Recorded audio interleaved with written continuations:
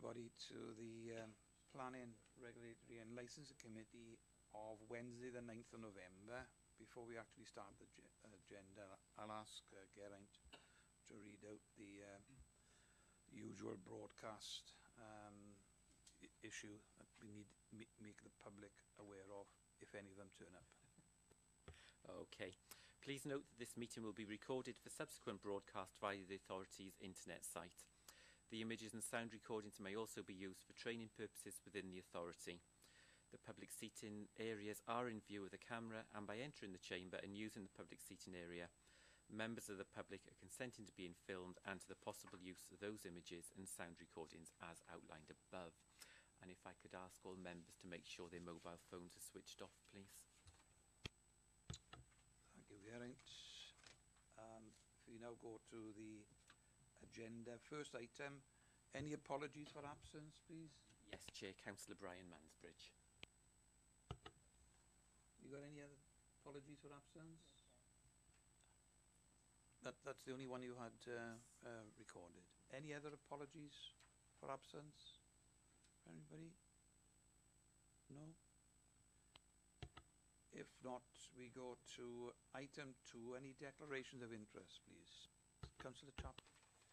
I'm advised I must declare interest in agenda item number 4 because my daughter works for Wales in the West Housing.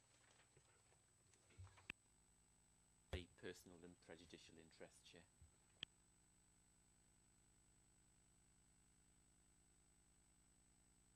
Any other declaration of interest?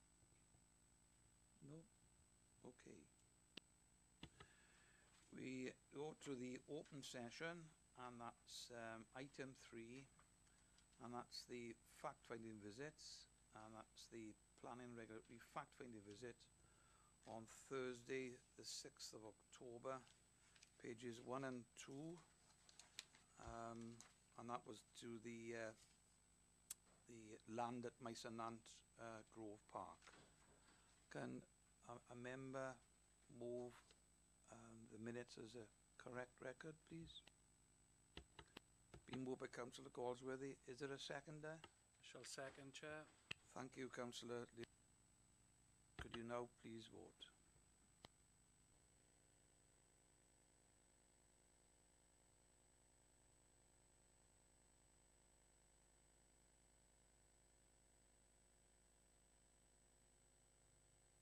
Thank you. That's carried.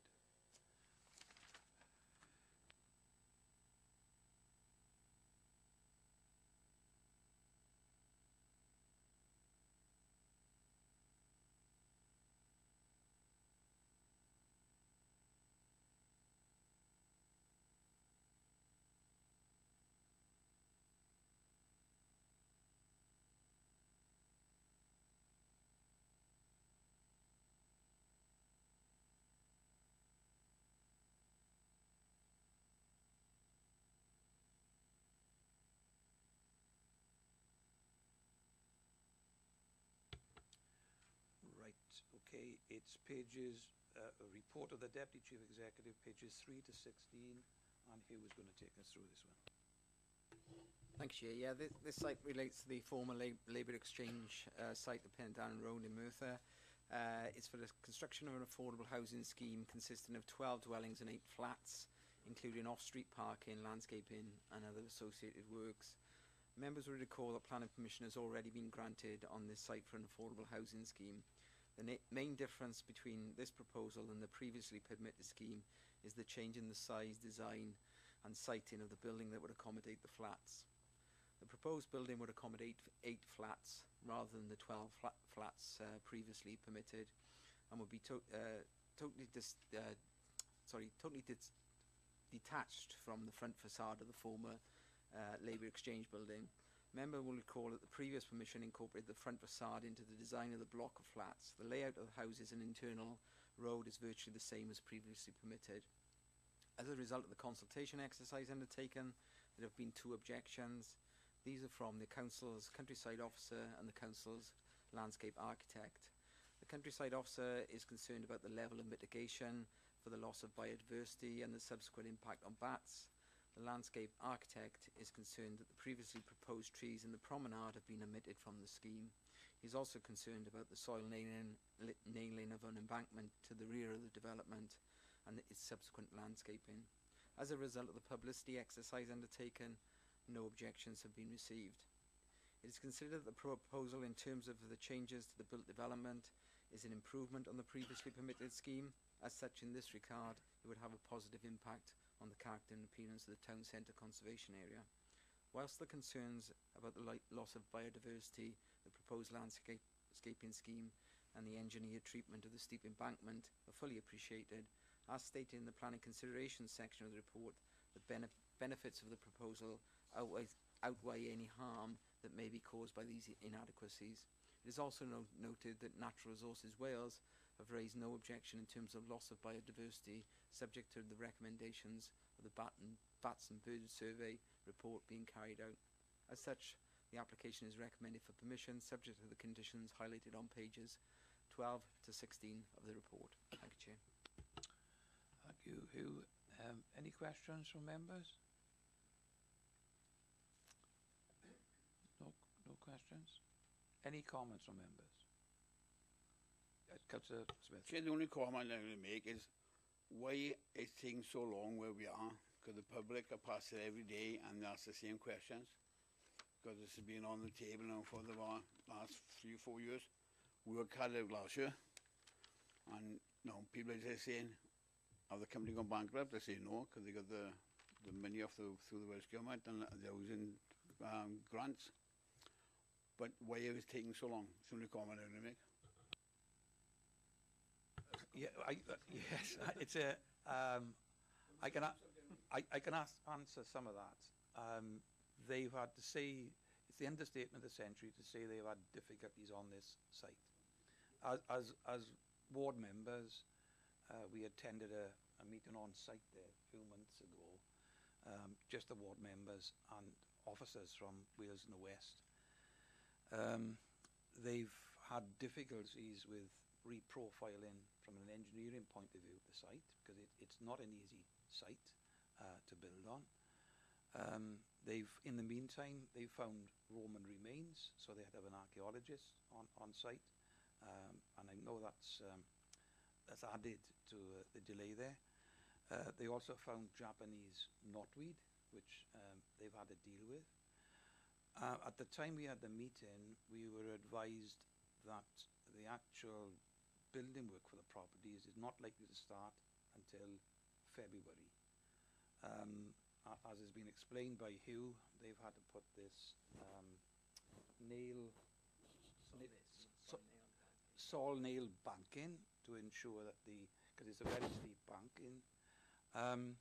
There was also the question which Hugh has mentioned about placing trees in the promenade, which would add to the cost, and in the report you will see that up until so far this has cost Wales and the West a great deal of money, and that's why they've made application to take the trees out of the promenade. I'm sure there are other things that I can't remember, but that's an insight to some of the reasons why there's been a delay. But we were told, and that was I don't know, about 2 or 3 months ago, that they would start building in February. So I can only presume that that's the case. Any other comments from members? If not, you'll see the recommendation, which is on page 12, with, well, there's 13 conditions, which is laid down there. Can I ask for a member to move the recommendation, please? Move it, Chair. Been moved by Councillor Smith. Second, Chair. Been seconded by Councillor Simon Williams. Can you vote now, please?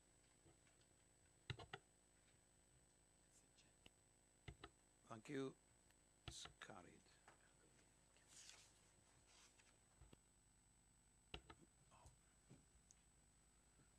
Wait for Councillor Chaplin to come back in.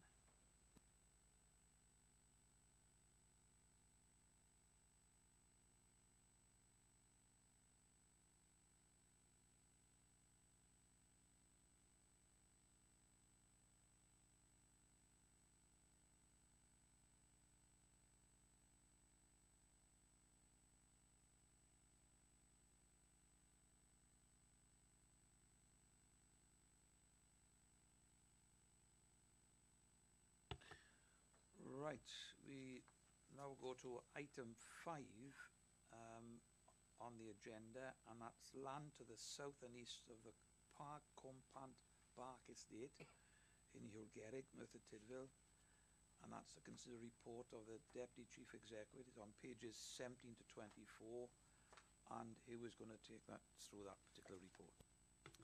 Yeah, thank you, Chair. Yeah, this is an application for a change of use of a strip of land, a 1 metre wide strip of land, and enclosed fence into the rear of some properties in order to protect an adjacent triple SI, which is adjacent to the site. The application has been submitted following an enforcement complaint and subsequent negotiations with the developer, or the then developer Redrow, the Council's Countryside Officer and Natural Resources Wales.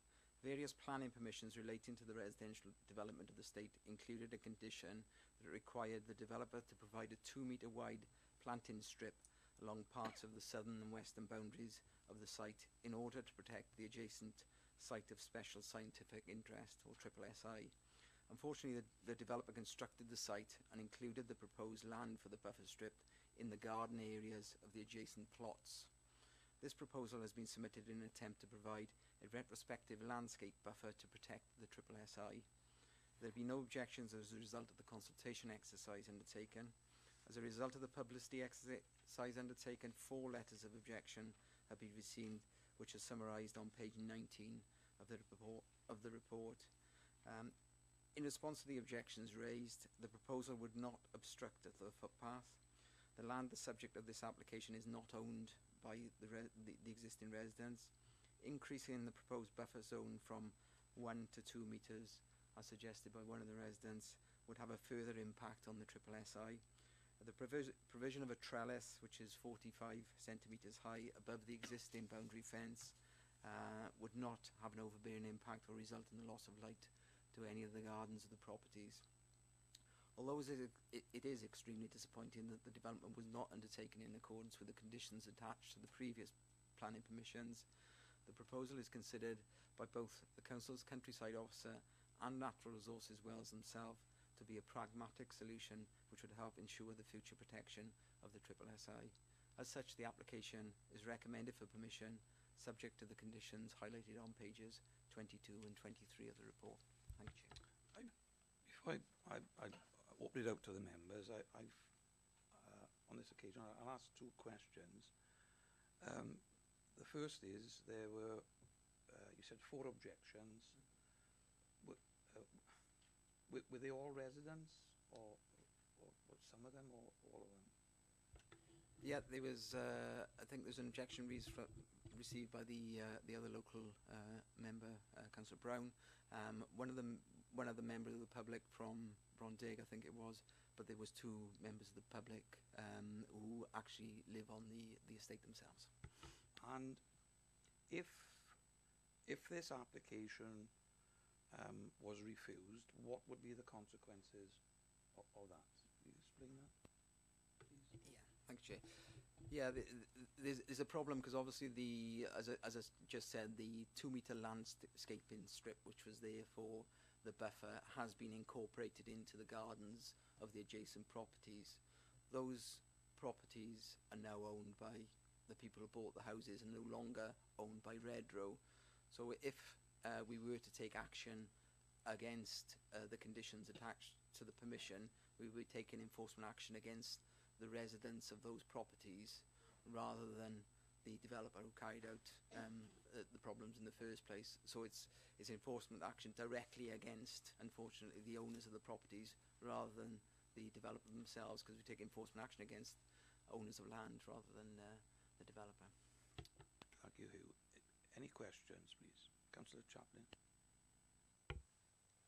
Thank you, Chair. How many of the conditions are still outstanding? Because I reported this incursion when the site was being developed. I reported it to your predecessor, and unfortunately nothing was done. Yeah, we acted on behalf of a complaint which was actually from Natural Resources Wales on the issue that the buffer hadn't been provided, and that's what we've been working with regard to trying to find a solution with Natural Resources Wales, the developer, and our countryside officer to try and overcome the concerns that Natural Resources Wales have, and hence the reason why we come up with a current scheme. In terms of the other conditions attached to all the other permissions, I'm not sure how many haven't been complied with, but we haven't had any complaints other than this complaint with regard to the buffer area. There was an objection to this application with the blocking up of the footpath. I think you may recall, Councillor Chaplin, we went to the site with other members to look at the when we went around looking at certain developments, good developments and bad developments, and I think we stood on the footpath, which actually goes nowhere really, but this development doesn't actually result in the blocking up of that footpath because it goes either side of it. So I can't answer the question with regard to how many of the other conditions on. I think there's there's 3 applications that relate to this site, but insofar as obviously the people have occupied the premises, the drainage is fine on the site and everything else is fine because I think the roads have been adopted as well on the site. In all other respects, I suspect the site is acceptable apart from the issue with the buffer zone to the SSSI. I feel very sorry for the owners of the land. I have no sympathy for the developer, who's a national company, and I am concerned that by letting them getting away with this, it may set a precedent for other developments that this developer, Redrow, has involved with in Merthyr.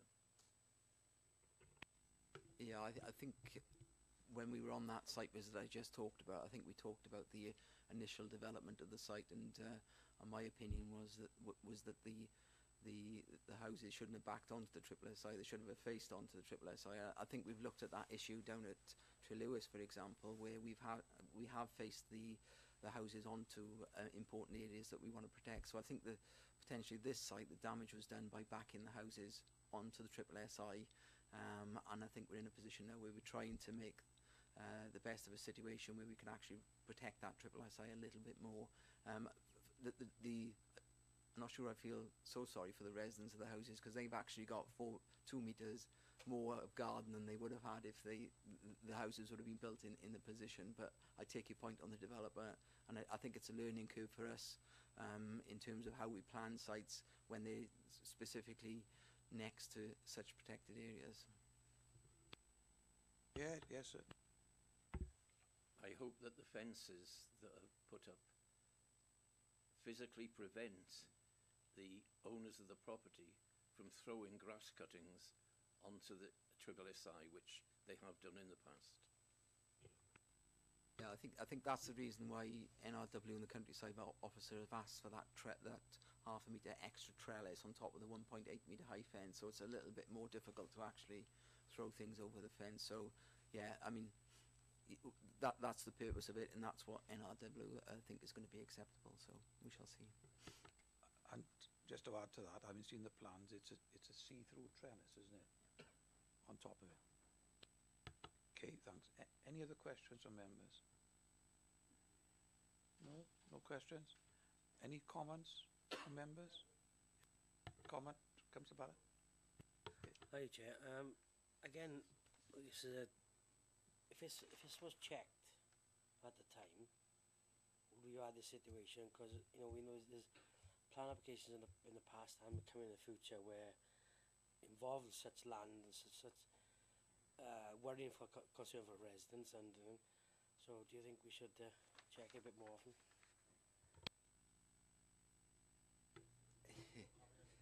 Well,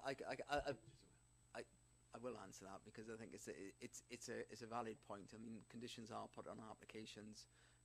We've only got one full-time enforcement officer. We have 400 applications a year, and on average, I don't know, maybe 4 or 5 conditions on those applications. So we're talking quite a lot of applications with a lot of conditions on. That's not to say the other unauthorised developments that are going on, which we all know about as well. So for one officer to cover all those duties is quite difficult. What I would say though is that I think on certain conditions that are there for certain specific reasons, I think we should, yes, keep those conditions in mind and make sure that they are complied with, definitely. Certainly in terms of when we're asking for certain areas of buffering zones to be provided, I think it's a valid point and something that, or we've got other things that have to be done in certain timescales. I think we do certain conditions we concentrate on more than others from an enforcement point of view, because they are important. But I think this is valuable experience for all of us, really, to keep an eye on. Just a reminder, I do ask people for questions, and I usually leave a bit of a gap to remind people that it's questions. So if you think, you've read the reports and other members are asking questions, if you've got one, ask it then. It's a bit difficult then when the comment's wrapped up in a question. Any other comments from members? No other comments? No? Can I therefore ask if a member is prepared to move this recommendation? Councillor Chaplin? Chair. Thank you. Councillor George, could you put your speaker on? Put your speaker on.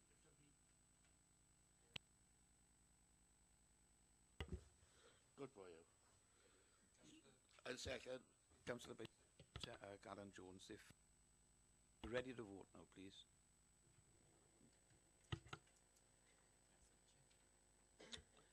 That is carried. Back to the agenda. Item 6.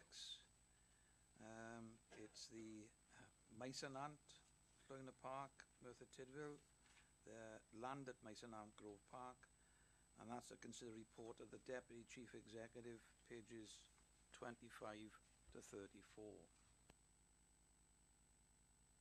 David, sorry. Thanks, Chair. Okay, this application seeks outline planning permission to erect a detached dwelling within the curtilage of Mysonant. Members will recall that this application was previously presented to the committee back in September, and at that time it was resolved to defer the determination of the application until a fact-finding visit could be carried out, and that took place on the 6th of October.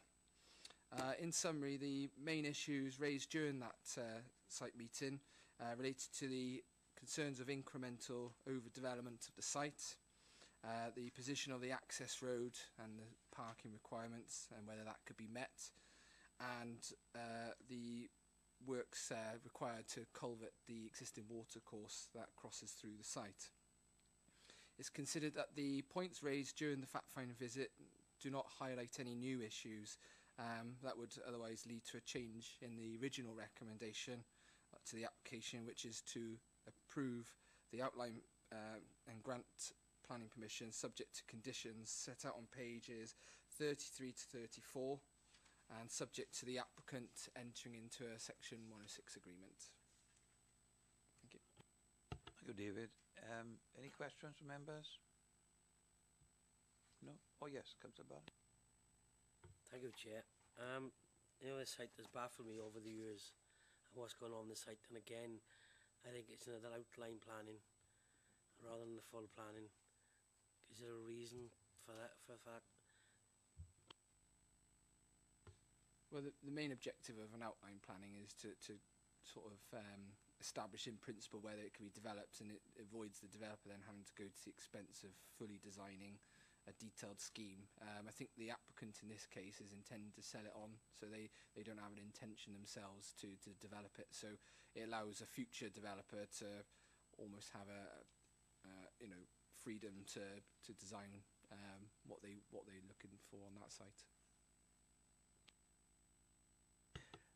Any other questions? No? No other questions? Any comments? Well, I've got a few, because this, as you can see from the report, has got a long, long history with various applications either being refused, withdrawn, and then a few months ago an application was approved for 3 properties to keep the existing mice and ant house in the past. I'm right in saying that the previous applications was to have mice and ant demolished, to build, I think the first application was for 14. Then there was another application for 9, and that was withdrawn. When we had the application earlier on in the year for keeping up the existing mice and ant house and the 3 properties, all I can tell you is the residents around there who had to put up with this for not months but for years breathed a sigh of relief. And then along, whatever it was, 4 months after that, we get this further application for a 4th property to be built behind, off the road and at the back end of mice and ants. And frankly, that was the reason why we had the site meeting. It was just as well that we had the site meeting up there, because we did have a number of residents who turned up. But fortunately, we held the site meeting on site, because there's nobody existed in the property. There was a tenant there, I think up until a few months ago. But we found the existing pool, because the pool is still there, had filled up with rainwater. The whole of the grounds was overgrown. The farm-type gate, which led into the property, had obviously fallen off its hinges and had been laid up against the hedge. And indeed, one of the members of the residents there, who I think may have turned up to the site meeting late on, explained that he'd seen rats there. So I decided, in the circumstances, the following day to follow that through, and I've written to the Environmental Health Department to contact the owner, which they've done, and there's assurances been given from the owner that they will cut back the overgrowth, that they will put the gate back there. Apparently they can't do very little about the pool. The worry there is that there are young children playing in that area, and as soon as we had the site meeting on the patio, as soon as I saw the pool filled with water, alarm bells started ringing in my mind. And I know they've followed the issue through with contacting the resident who complained about the rats, who happened to be a local doctor as well. So the sooner this site is developed, you know, they've got to put an application in for detailed planning. The sooner that happens, the better, frankly. That's all I have to say. Any other comments? No? If not, can I have a member to move the recommendation, please? Moved by Councillor Bill Smith. Is it seconded? Second, Chair. Seconded by Councillor Simon Williams. Can you vote now, please?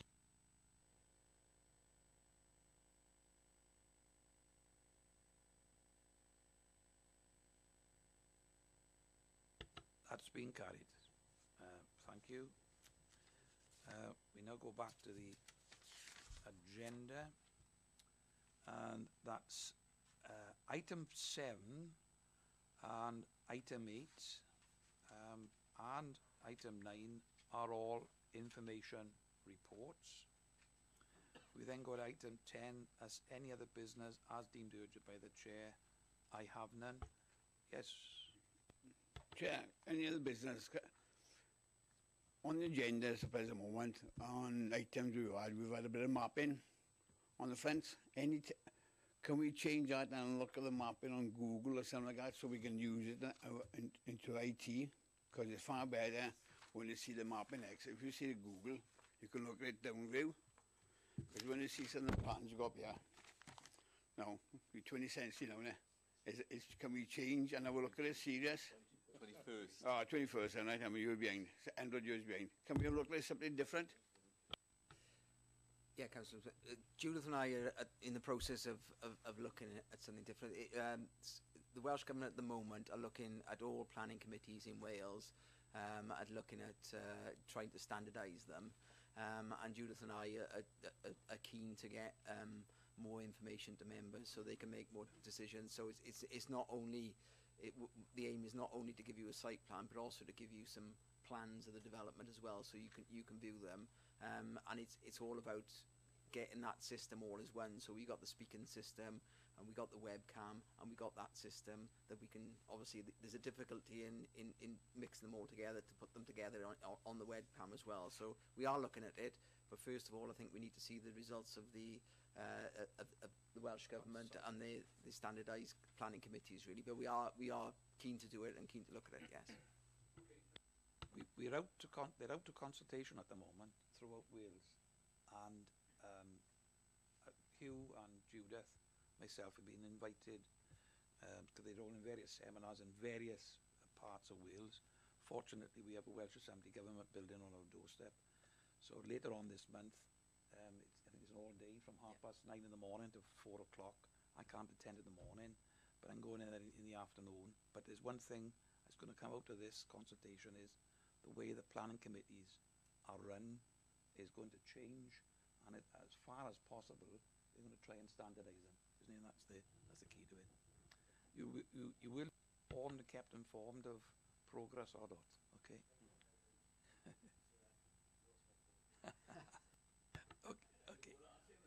Okay. Thank you very much. I declare the meeting closed. Thanks.